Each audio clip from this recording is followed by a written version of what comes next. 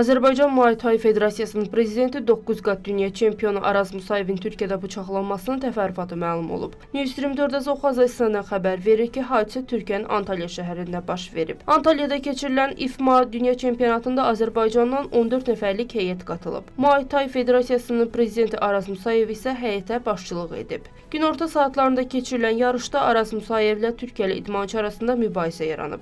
Arenada yaranmış mübahisə çempionatın təşkilatçıları tərəfindən yatırılıb və turnir davam edib. Nahar fasiləsində Türkiyəli nümayəndə heyətinin rəhbəri ilə Araz Musayev mübahisə edib və onlar arenanın binasından kənara çıxıb küçədə yenidən dalaşmağa başlayıblar. Bu zaman Araz Musayevi güdən biri qəfildən Musayevin başı söhbətə qarışıq olarkən onu kürək nahiyəsindən bıçaqlayıb. O təcili xəstəxanaya çatdırılaraq əməliyyat olunub. Hazırda Musayevin səhhəti stabil ağır qiymətləndirilir.